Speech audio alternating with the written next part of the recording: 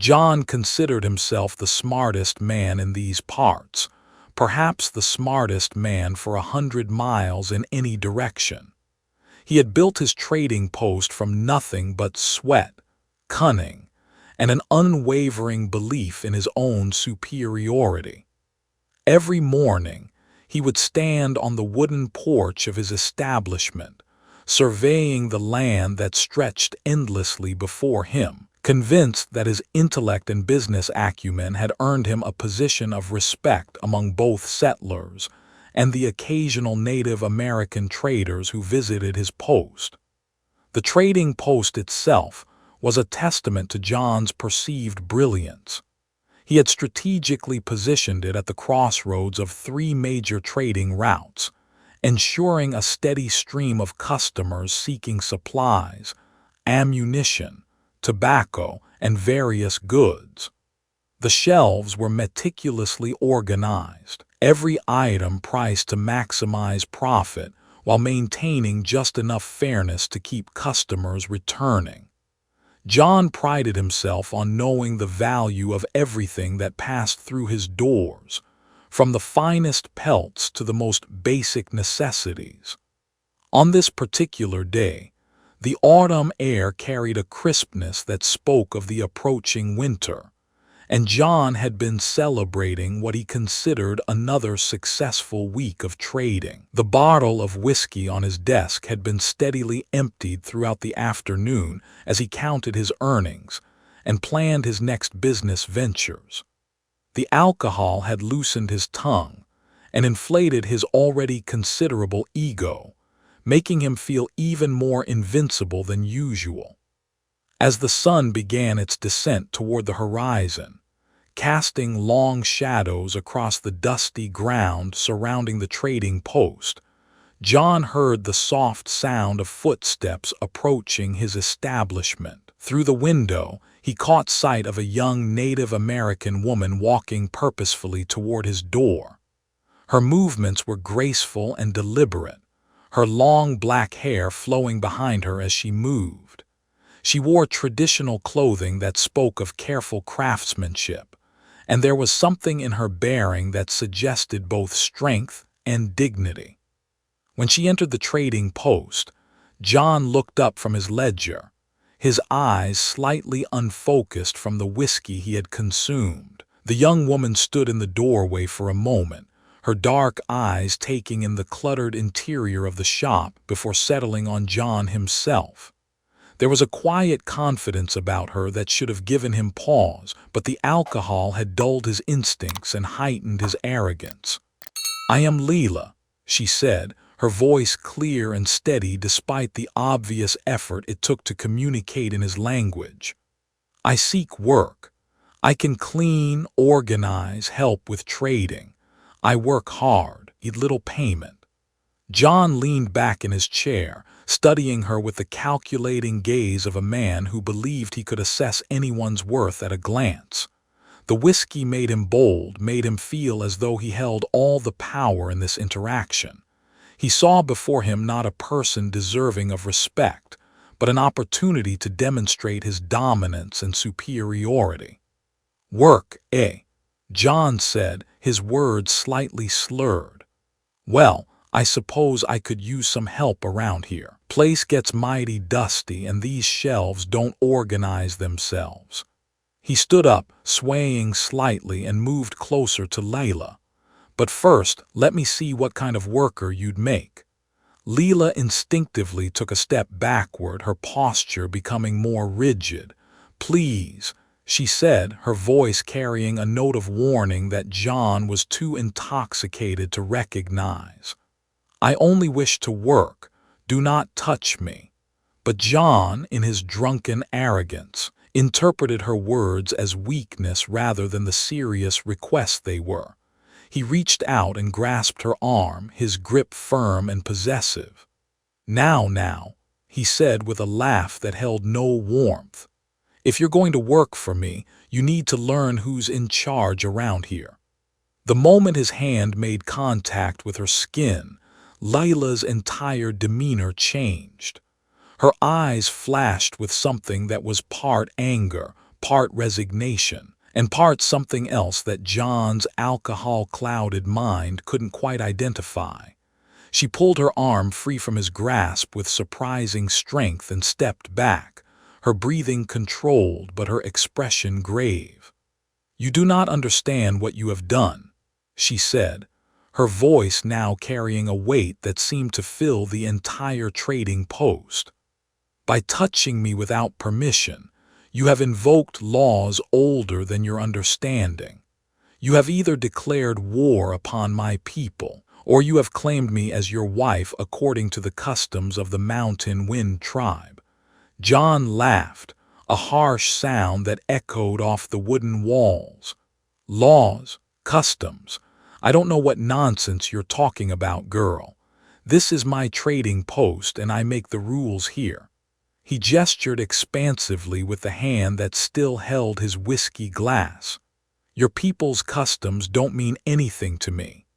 Leela's expression became even more serious, if such a thing were possible. "I am the daughter of Chief, the leader of the Mountain Wind tribe.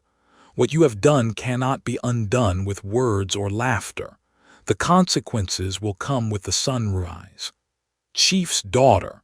John scoffed, though somewhere in the back of his mind, a small voice began to whisper warnings that he stubbornly ignored. "Even if that's true, what's he going to do? Send a few warriors to scare me? I've got guns, ammunition, and the law on my side." Leela looked at him with something that might have been pity. "You understand so little," she said softly. "You think your weapons and your laws matter here, in this place where my people have lived for generations beyond counting. You will learn tomorrow that there are some things your guns cannot protect you from." With that, she turned and walked out of the trading post, leaving John alone with his whiskey and his wounded pride. He watched her retreating form through the window, his intoxicated mind swinging between anger and dismissal. Surely she was exaggerating the importance of what had happened. Surely her father, this chief she spoke of, would be reasonable. After all, John was an important businessman, a pillar of the community. No tribal leader would risk conflict over such a minor incident. That night, John finished his bottle of whiskey and stumbled to his bed, his sleep troubled by dreams he couldn't quite remember upon waking. When the first light of dawn began to creep through his windows, he awoke with a pounding headache and a mouth that felt as though it had been stuffed with cotton. He stumbled to the window to assess the morning, expecting to see the same empty landscape that greeted him every day. Instead, what he saw made his blood run cold and instantly sobered him despite his hangover. Surrounding his trading post, as far as his eyes could see, were warriors. Not a handful, not a dozen, but what appeared to be hundreds of them. They sat motionless on their horses, their faces painted for war, their weapons clearly visible. The morning mist seemed to swirl around them like ghosts, making their numbers appear even more formidable. John's hands shook as he counted what he could see. 50, 70, 100, more than he could easily tally. Each warrior appeared to be waiting, their patience as intimidating as their obvious skill with the weapons they carried. The silence was perhaps the most unnerving aspect of the entire scene. No shouting, no war cries, just the quiet presence of overwhelming force. At the center of this assembled force sat a man who could only be chief. He was larger than the other warriors, his bearing speaking of natural authority and long experience in leadership. His horse was magnificent, and the decorations on his clothing and weapons spoke of high rank and great accomplishment. Even from a distance, John could feel the power and intelligence radiating from this man who held his fate in his hands.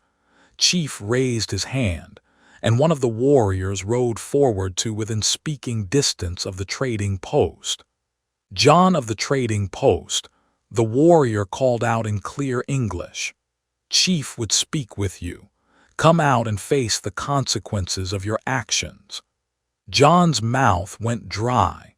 His hands instinctively moved toward the rifle that hung above his door, but even in his panic, he realized the futility of such a gesture.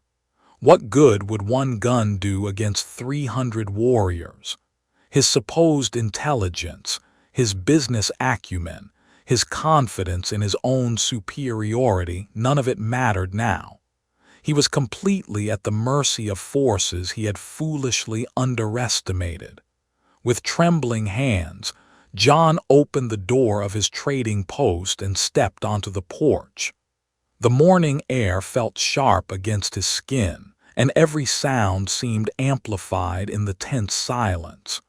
Chief urged his horse forward until he was close enough for conversation, his dark eyes studying John with an intensity that made the trader feel as though his very soul was being examined.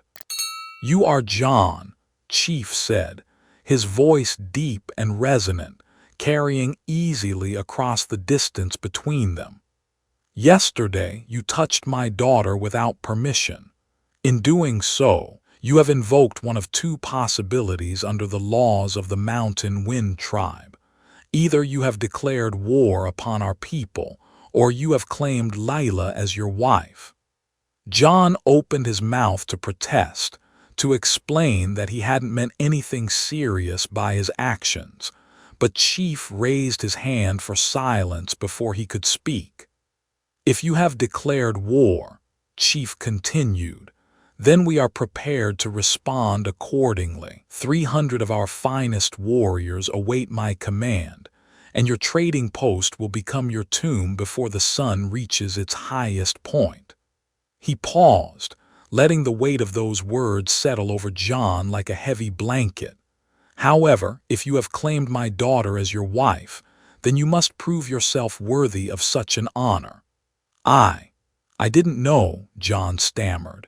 His earlier arrogance completely evaporated in the face of this overwhelming situation. "I was drunk. I didn't understand what I was doing. I never meant to declare war or claim anyone as a wife." Chief's expression remained impassive. Ignorance does not excuse actions or their consequences. A man is responsible for what he does, regardless of whether he understands the implications. "You touched my daughter. The deed is done. Now you must choose how to answer for it." John felt the eyes of hundreds of warriors upon him, felt the weight of a decision that would determine whether he lived or died. His mind, usually so quick to calculate advantages and profits, seemed frozen by the magnitude of what was happening. What would I have to do to prove myself worthy?" "You would face a trial," Chief replied. "There are two forms this trial may take, and you may choose between them. The first is combat with blades.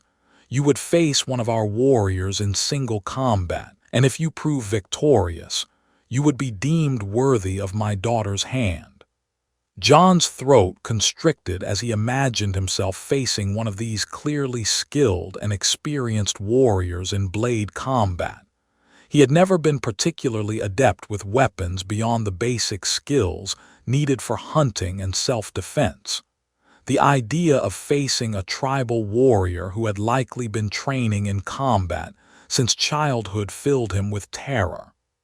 "The second option," Chief continued, "is a trial of survival. You would be taken into the wilderness with nothing but the clothes you wear. No food, no water, no tools, no weapons. You must survive for 3 days and 3 nights and return here on the 4th day. If you succeed, it will prove that you have the strength and wisdom necessary to be a husband to my daughter." Both options seemed impossible to John, but as he considered them, the survival trial seemed marginally less likely to result in immediate death. At least in the wilderness, he would have some control over his fate, some opportunity to use whatever skills and intelligence he possessed to stay alive. "I choose the survival trial," John said, his voice barely above a whisper. Chief nodded as though he had expected this choice. "So be it. You will be taken far into the wilderness to a place where the land itself will test you. Remember this: if you fail to return on the fourth day, we will assume you have died, and the matter will be considered settled. If you return but are deemed to have cheated or received help, you will face the blade trial instead." Two warriors dismounted and approached John. They were not rough with him, but their intent was clear. One of them gestured toward a horse that had been prepared for him. "Come," the warrior said simply. John took one last look at his trading post, at the life he had built through what he had always considered his superior intelligence and business sense. Now it all seemed so small, so insignificant compared to the trial that awaited him. He mounted the horse with unsteady hands, acutely aware that he might never see his home again. The journey into the wilderness took several hours, during which John's escorts maintained complete silence. They rode deeper and deeper into terrain that became increasingly wild and unforgiving. The familiar landmarks that John knew from his occasional hunting trips soon disappeared, replaced by landscapes that seemed alien and hostile.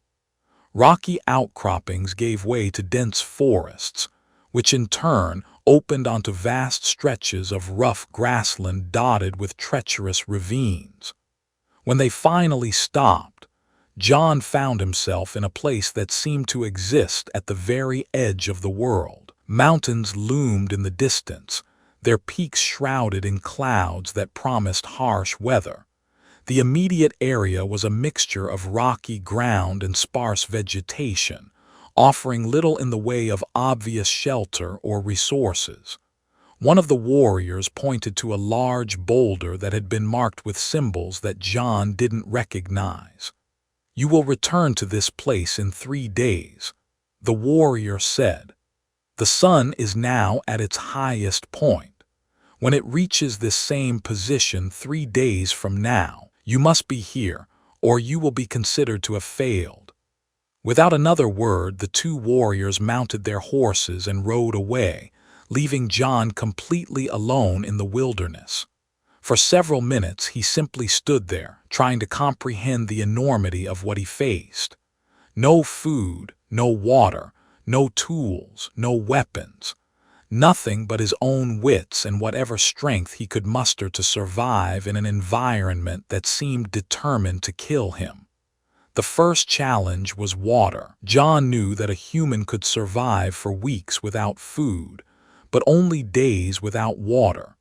He spent the remaining hours of daylight searching for any source of moisture, following what appeared to be dried creek beds and examining rocks for any sign of natural springs.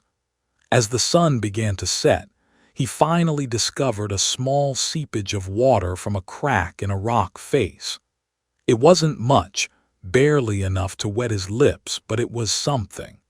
The second challenge was shelter. The autumn nights were cold, and John knew that exposure could kill him just as surely as dehydration.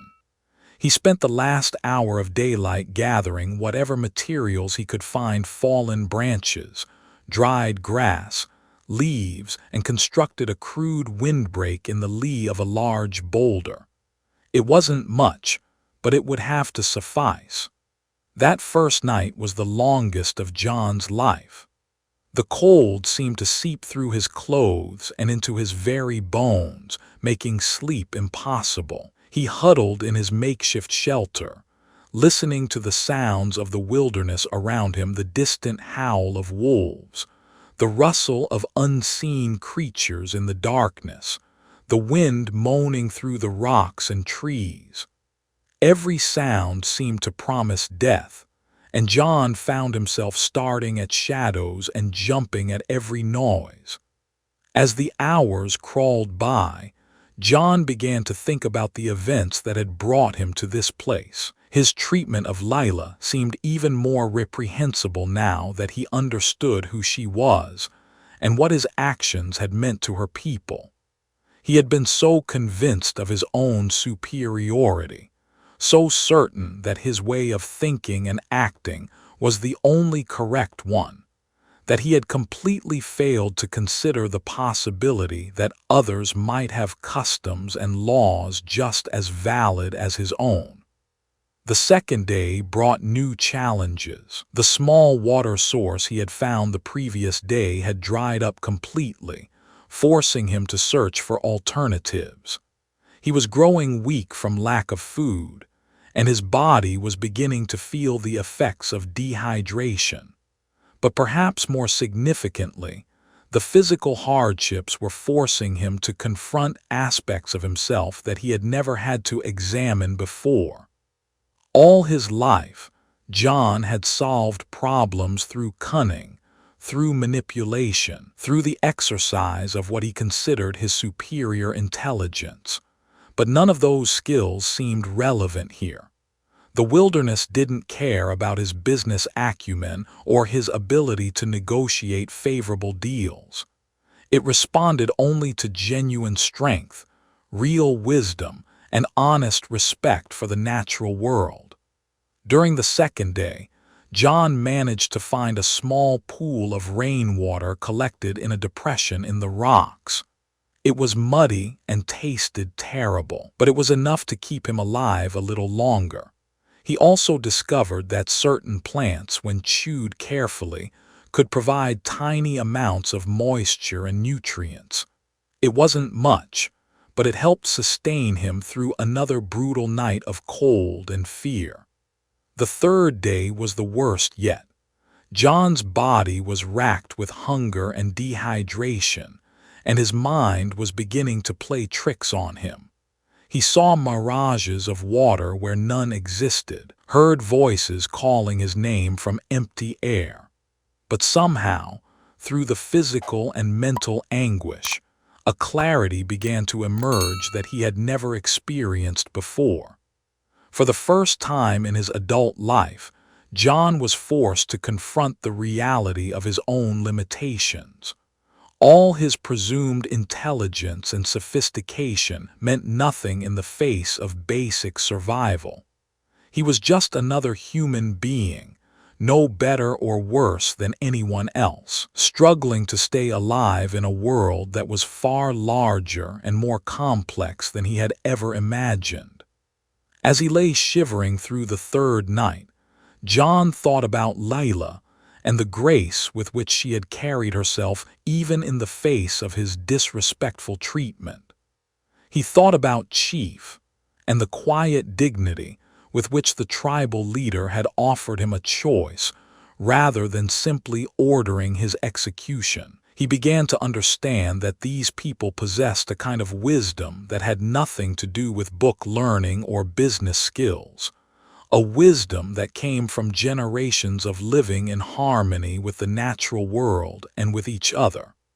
When the fourth day dawned, John dragged himself to his feet and began the journey back to the marked boulder. Every step was agony, every breath an effort, but he pressed on with a determination that surprised him. He had changed during those 3 days and nights in the wilderness, not just physically, but in ways that went to the very core of who he was. When he finally reached the designated meeting place, he found Chief and several warriors waiting for him. John collapsed near the boulder, too exhausted to stand any longer, but he had made it. He had survived the trial. Chief dismounted and approached John, studying him with the same intense gaze as before. But now John met that gaze without flinching, without the arrogance that had characterized his previous encounters with these people. He had learned something about respect, about humility, about the fact that true strength came not from dominating others but from understanding one's place in the larger world. "You have survived," Chief said simply, "but survival alone is not enough. Have you learned what you needed to learn? John struggled to his feet, swaying with exhaustion but determined to stand before this man who held his fate in his hands. I have learned that I am not the smartest man I thought I was, he said, his voice hoarse from days of dehydration. I have learned that strength comes not from taking what you want, but from earning what you receive. I have learned that your daughter deserves respect, not because of who her father is, but because she is a person worthy of respect in her own right. Chief nodded slowly. And what of my people? What have you learned about us? I have learned that you possess wisdom I never bothered to recognize, John replied. I have learned that your customs and laws are not primitive superstitions, but principles born from generations of experience and understanding. I have learned that I have much to learn. For a long moment, Chief said nothing, simply studying John's face as though searching for any sign of deception or insincerity. Finally, he spoke. The trial has changed you. This much is clear. But Leela must decide for herself whether the change is sufficient, whether you are truly worthy to be her husband. It was then that John noticed Leela herself, sitting quietly on horseback among the other warriors. She urged her horse forward until she was close enough to see John clearly, her dark eyes examining him with the same intensity as her father. John felt no urge to look away. No need to pretend to be something he wasn't. The wilderness had stripped away his pretensions and left him with only the truth of who he really was. You look different, Leela said finally. The arrogance is gone from your eyes. The assumption that you are better than others that too seems to have left you. It has, John replied honestly. The wilderness taught me that I am no better than any other person struggling to survive in this world. Your father taught me that wisdom comes in many forms, and I had been blind to most of them. You taught me that respect must be earned, not taken. Leela was quiet for a long moment, clearly weighing his words against what she could see in his demeanor and expression. Finally, she looked toward her father. He speaks truth, she said. The man who touched me without permission 3 days ago is not the same man who stands before us now. Chief nodded his approval. Then it is settled. You have proven yourself worthy through trial and transformation. When the moon is full again, we will hold the marriage ceremony according to our customs. Until then, you will live among us and learn our ways, so that you may be not just Leela's husband, but a true member of the Mountain Wind tribe. John felt a profound sense of relief wash over him, followed immediately by an equally profound sense of responsibility. He had survived the trial, but he understood that this was only the beginning. He would need to continue learning, continue growing, continue proving himself worthy of the trust that had been placed in him. As they prepared to return to the tribal village, John looked back once at the wilderness that had nearly killed him but had also transformed him. He understood now that he had traded his old life, his arrogance, his assumed superiority, his isolation from the wisdom of others for something far more valuable. He had gained honor, respect, and the opportunity to build a new life based on understanding rather than domination. The marriage ceremony would take place during the next full moon, marking not just the union of two people, but the beginning of a new chapter in which John would learn to see the world through different eyes, and to live according to principles that honored both the natural world and the human community of which he was now a part.